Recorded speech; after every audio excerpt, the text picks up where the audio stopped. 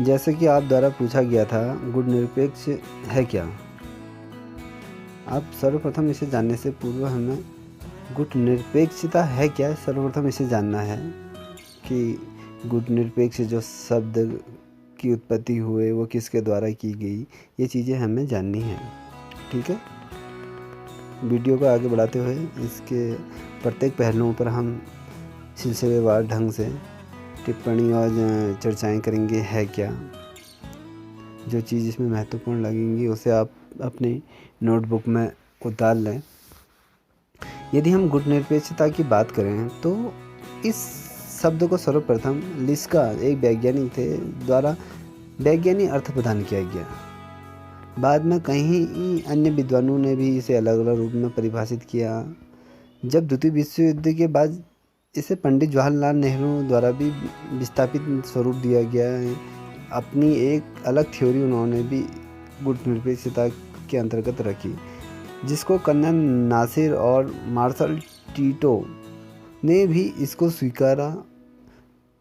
जब जवाहरलाल नेहरू द्वारा इससे गुट निरपेक्षता को परिभाषित किया गया, उस समय गुट निरपेक्षता का अर्थ को उन्होंने अपने शब्दों में परिभाषित किया, जिसके अंतर्गत उन्होंने कहा कि अपने आप को सैन्य टुकड़ों से दूर रखो तथा जहाँ तक संभव हो तथ्यों को सैन्य दृष्टि से न देखा। जो चीज़ें एक सैन्य अधिकारी किस टाइप से अपने टुकड़ी के अंतर्गत अपनी कहीं पर ही जहाँ पर लड़ाई संग्राम होता है वहाँ पर अपनी बातों को किसी विरोधी दल के प्रति किस प्रकार से डिसीजन लेते हैं, वो चीज़ जवाहरलाल नेहरू द्वारा कहा गया, जिसके अंतर्गत एक प्रशासन और एक कुशासन, एक किस प्रकार से अपना नेतृत्व करते हैं, उसके अंतर्गत ये बातें सिमटती हैं।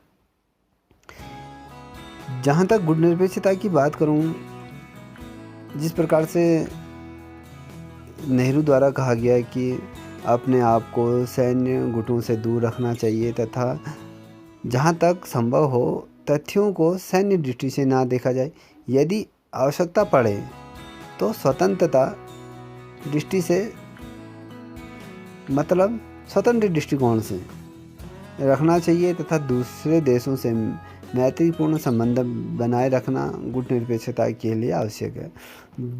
यदि हम बात करें गुट निरपेक्षता की बात कि हम किसी पड़ोसी मुल्क के साथ किस प्रकार से हमारे व्यवहारिक संबंध हैं, व्यापारिक संबंध है या सैन्य संबंध हैं, जितने भी एक देश की ग्रोथ को आगे बढ़ाने के लिए या विकासशील देशों की श्रेणी में उसको अग्रसर करने के लिए ये चीज़ महत्वपूर्ण रहती हैं। यदि हम अपने देश की आर्थिक व्यवस्था को सुदृढ़ करना चाहें तो ये स्वयं अकेले भारत के लिए करना मुमकिन नहीं है। यदि हम अपने पड़ोसी मुल्कों के साथ व्यवहारिक संबंधों को यदि हम अच्छी तरीके से निभाएं तो ये चीज़ कहीं ना कहीं हमारे देश में एक अच्छे निर्माता के तौर पे, और जो हमारी जीडीपी जिस प्रकार से तीव्र गति से धीरे नीचे गिर रही है, वो कहीं ना कहीं उस चीज़ में बढ़ोतरी इससे होती है।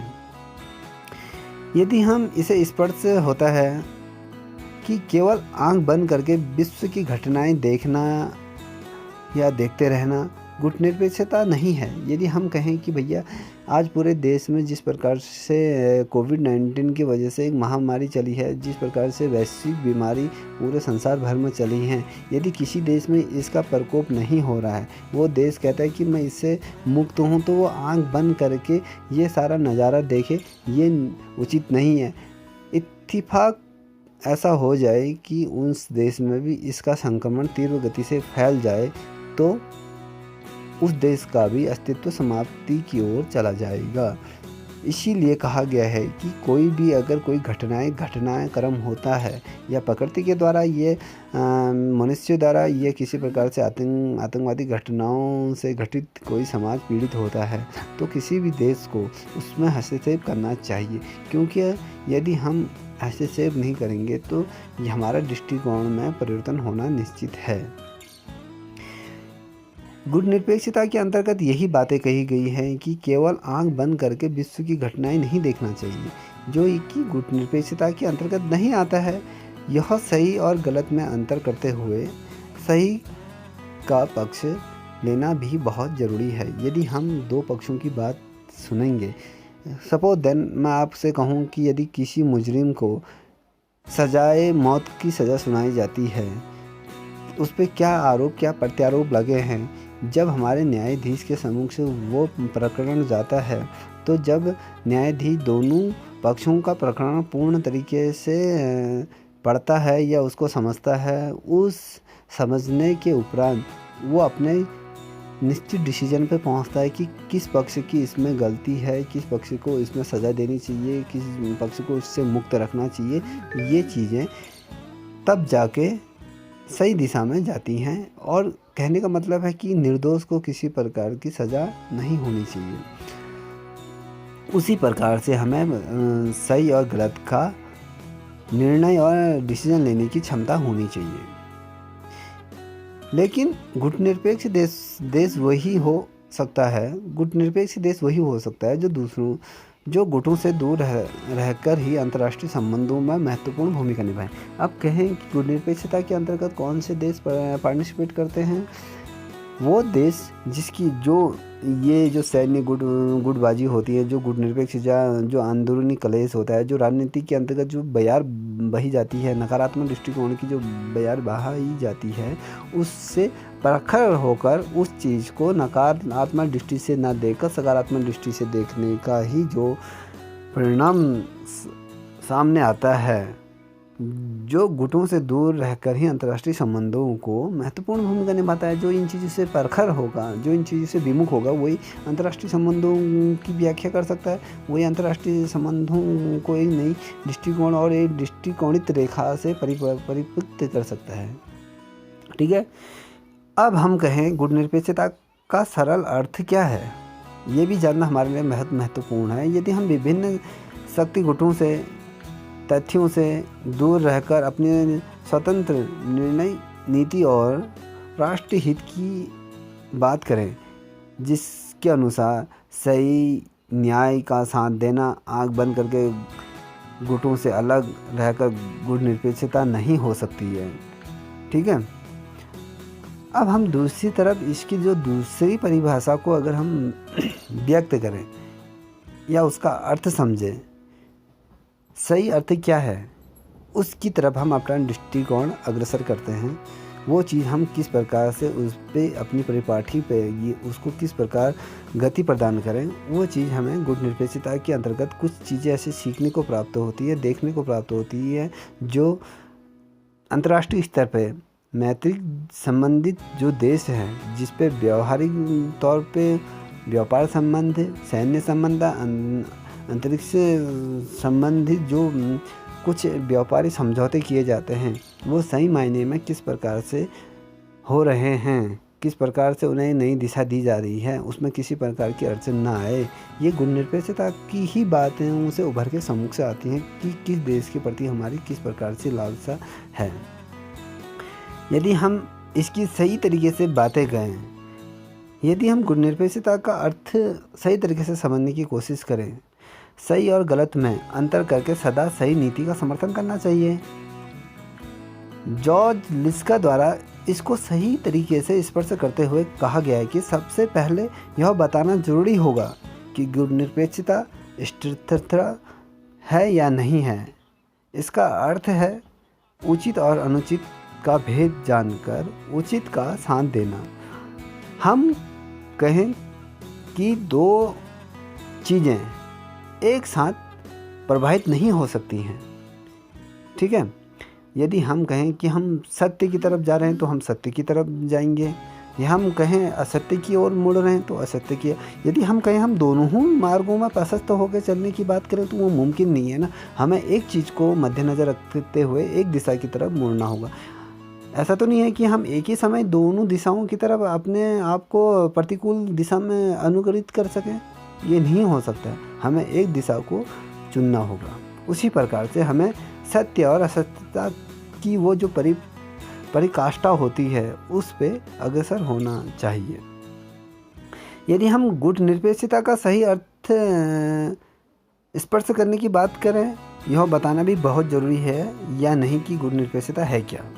ठीक है, अब हम अपने अगले पॉइंट में आते हैं, गुट निरपेक्षता स्थिरता है या नहीं। तट स्थिरता शब्द का प्रयोग युद्ध के समय किया जाता है। मतलब जब युद्ध किसी देश के साथ आंतरिक गति विरोधी युद्ध या शीत वॉर के तौर पे कहा जाए, या द्वितीय विश्व युद्ध के परिणाम स्वरूप जो चीज़ें उभर के सम्मुख से आएँ या हम उसकी दिशा की तरफ मुड़ें। तट स्थिरता शब्द का प्रयोग उन्हीं स्थानों पे होता है जिस समय जहाँ पर भयानक युद्ध की स्थिति गंभीरता के साथ उभर के सामने आती है।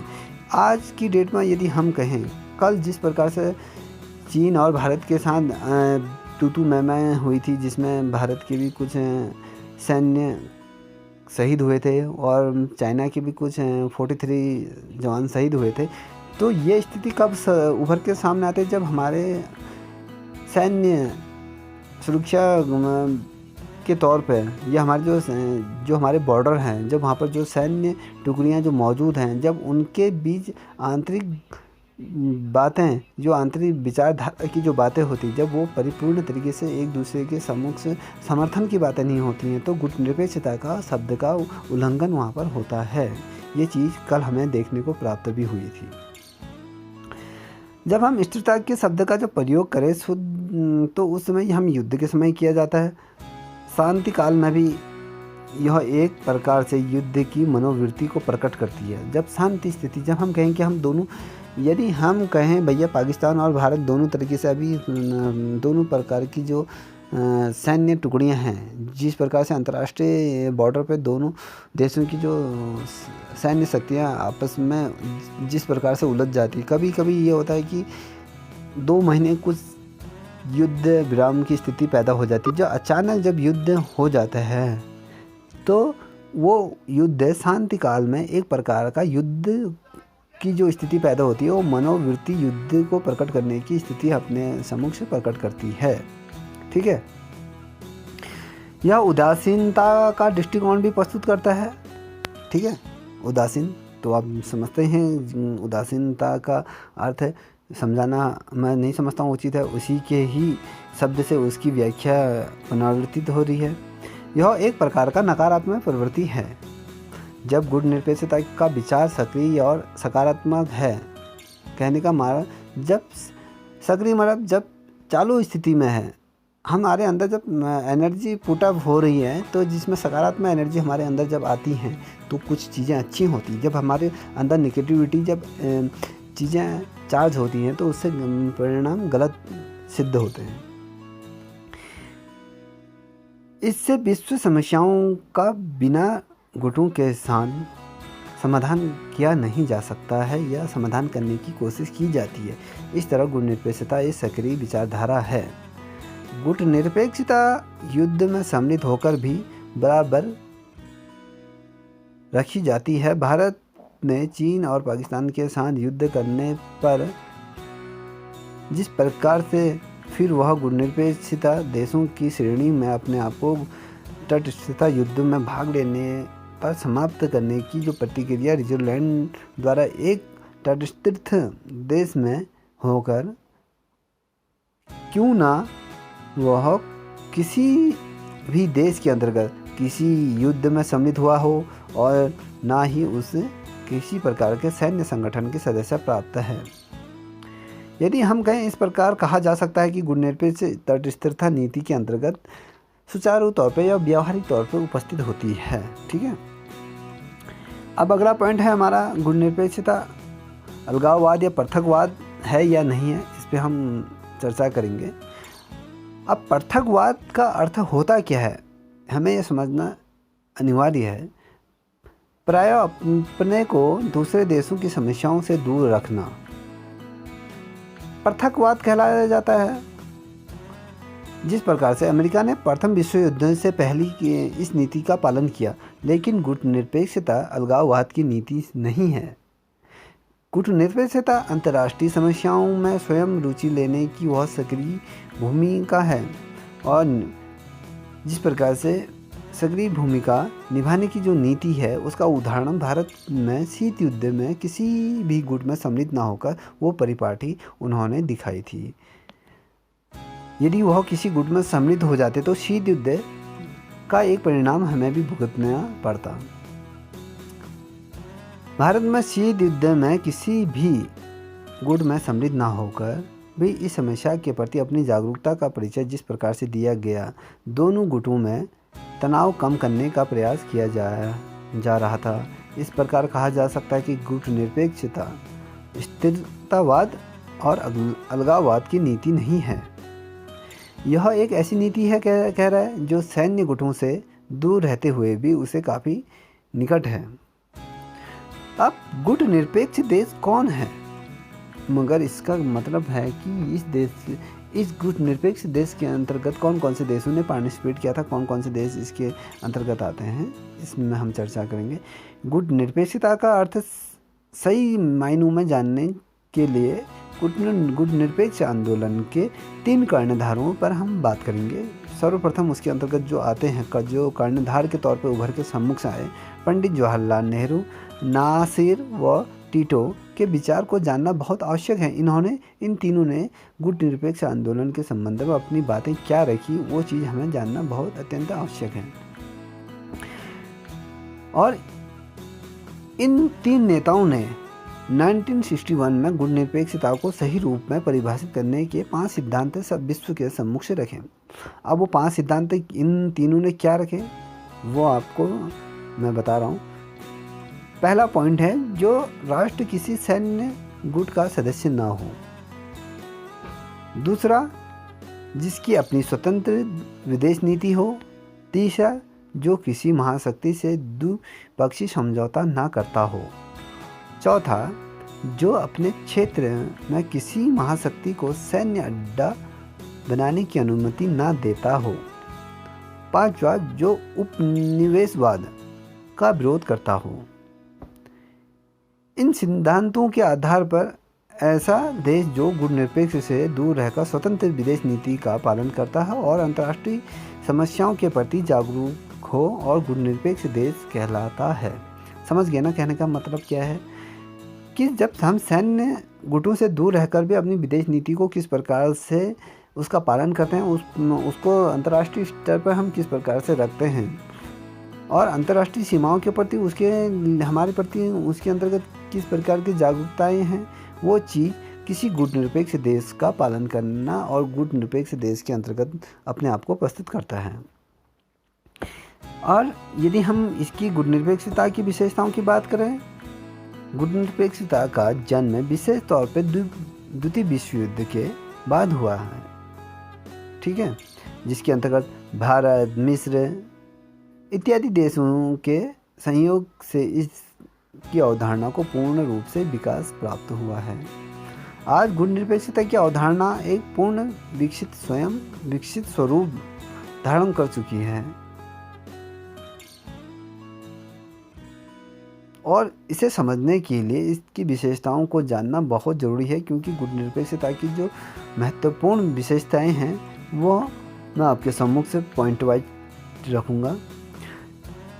यह सभी प्रकार के सैन्य, राजनीति, सुरक्षा संगठनों और जो संगठन होते हैं जिनका विरोध करने की जो नीति होती है, जो गुट निरपेक्षता का अंतर्गत जो शीत युद्ध के दौरान जो उत्पन्न हुई थी, नाटो और सीनेटो के जो बीच जो समझौता हुआ था, गुट निरपेक्ष की विदेश नीति के अंतर्गत उसे माना जाता है।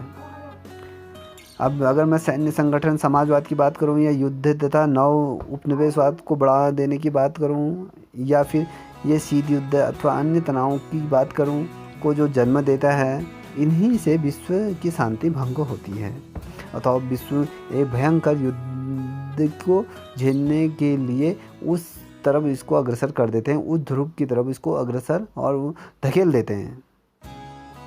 हमें इससे दूर रहने के लिए इन चीज़ों का पालन करना बहुत अत्यंत आवश्यक है, जिससे जो ये 3 जो सिद्धांत दिए थे, जो 4-5 जो सिद्धांत दिए थे जो 3 विद्वानों ने, तो उसके अंतर्गत हमें उसका अनुसरण करना चाहिए, ठीक है।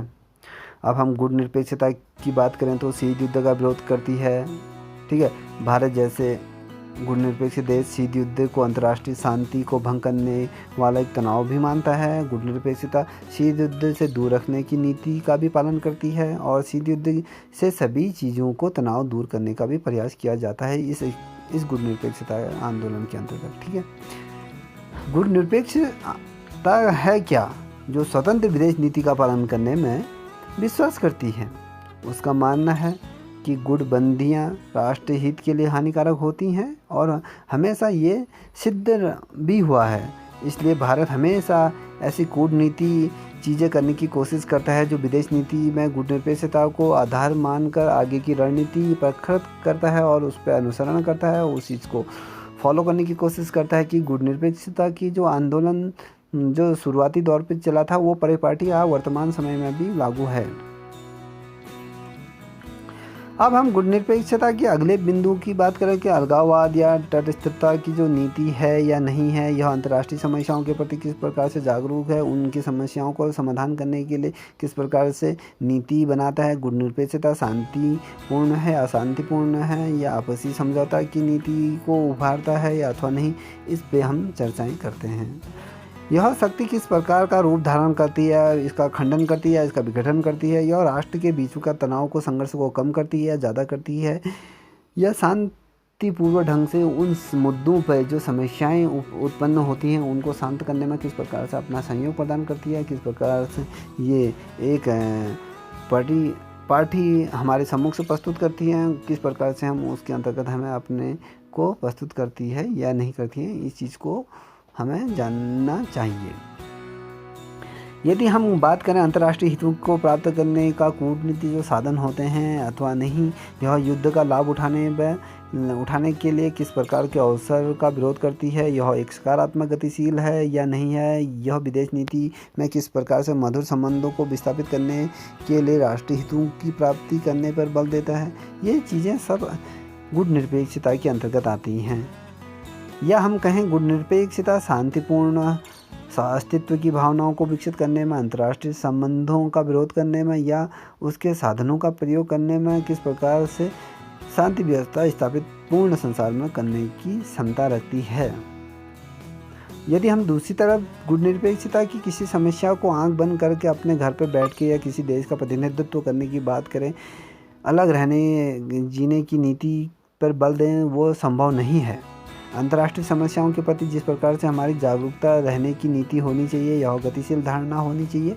जो विदेश नीति हो, अन्य द्वितीय या तृतीय जो विश्व युद्ध के जो सम्मुख से देश को झोंका जाता है, उनसे हमें दूर रखने की भरपूर कोशिश करता है। अब गुटनिरपेक्षता को प्रोत्साहन देने वाले तत्व क्या होते हैं?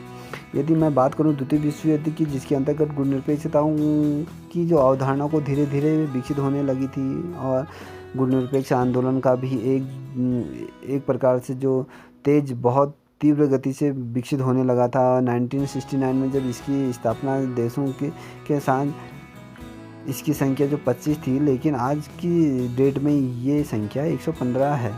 धीरे धीरे गुटनिरपेक्ष आंदोलन एक महत्वपूर्ण आंदोलन बन गया है।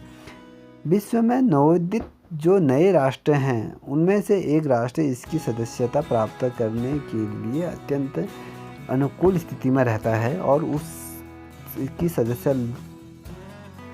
सदस्यता जब ले लेता है तो उससे उसे फ़ायदा होता है, ना कि उसे नुकसान। उन देशों द्वारा गुटनिरपेक्षता नीति को अपनाने के पीछे निम्नलिखित कारण होते हैं। समाजवाद तथा उपनिवेशवाद का भय दूर होता है। द्वितीय विश्व युद्ध के बाद विश्व में दो गुट का नेतृत्व करने वाले देश अमेरिका और सोवियत संघ तथा मित्र राष्ट्र समाजवाद तथा उपनिवेशवाद के प्रमुख निर्माता के तौर पर उभर के सम्मुख से आए। यदि हम तृतीय विश्व युद्ध के दौर पर समाजवाद की बात करें या उपनिवेशवाद की बात करें या राष्ट्रों को किस प्रकार से वह भुनाने की कोशिश करते हैं, यदि उन्हें इन गुटों की सदस्यता स्वीकार की हो तो उन्हें पता चलता है वो फिर समाजवाद की दृष्टिकोण की तरफ मुड़ते हैं। उपनिवेशवाद के एक नए रूप में जो जड़ जमा लेते हैं उनकी बात करें या शीत युद्ध की तरफ घसीटकर पुरानी प्रतिक्रिया का जो अंग बना लिया जाता है, इससे उनकी स्वतंत्रता क्या होती खतरे में पड़ जाती है। अब बात करें हम जो नए राष्ट्र हैं, जो स्वतंत्र राष्ट्र हैं, अफ्रीका एशिया देशों ने भी किसी भी प्रकार की गुटों में सम्मिलित होने के निर्णय के खिलाफ अपना विरोध दर्ज किया था। वह स्वतंत्र नीति के प्रति आलोचनाएं करते थे, उसका समर्थन देते थे। यदि हम विश्व शांति की बात करें तो ये गुटनिरपेक्षता आंदोलन में उसमें काफ़ी सहयोग प्रदान करा था। अब दूसरा पॉइंट है शीत युद्ध का वातावरण। द्वितीय विश्व युद्ध के बाद अमेरिका और सोवियत संघ के बीच जिस प्रकार से तनाव उभर के सामने से आया था, जो तृतीय विश्व युद्ध के देश में जो शांति बनाए रखने की जो बात कर रहे थे, उन पर सोच विचार बात होती थी। जो शीत युद्ध की जो प्रत्येक महाशक्तियाँ अपने आप को शक्तिशाली बनाने का प्रयास करने लगी थी, ठीक है। इस दौरान अमेरिका द्वारा परमाणु शक्ति हासिल करने के बाद उसकी जो स्थान था सर्वोच्चता के साथ स्थापित करने की भावना उसके अंदर प्रबल हो गई थी। इसके साथ सोवियत संघ के खेमे में इस चीज़ की भी चिंता बढ़ गई थी कि अमेरिका के पास परमाणु शक्ति का जो भंडार है, उसके पास वो चीज़ है, उसे परमाणु शक्ति प्राप्त हो चुकी थी। कहीं ना कहीं ये प्रयास किए जा रहे थे कि भैया ये चीज़ दोनों देशों के बीच शांति वार्ता के साथ समाप्त हो जाए। मगर धीरे धीरे दोनों देशों में महाशक्तियों में यह तनाव अधिक बढ़ने लगा और तृतीय विश्व युद्ध को खतरा उत्पन्न होने लगा। तृतीय विश्व युद्ध की तरफ देश को धकेल दिया गया था। जितने भी नए राष्ट्र थे, इस वातावरण को सबसे ज़्यादा खतरनाक समझकर उन्होंने इस चीज़ से अपने पैर पीछे खींच लिए, जिससे कि ये तृतीय विश्व युद्ध की जो स्थिति पैदा हो गई थी वो समाप्त हो गई, ठीक है। ये काफ़ी लंबा चैप्टर है, मैं हो सके मैं बाद में आपको इस चीज़ को समझा दूंगा, इतना अभी आप पढ़ लीजिएगा। Thank you for this watching this video. जय हिंद, जय भारत।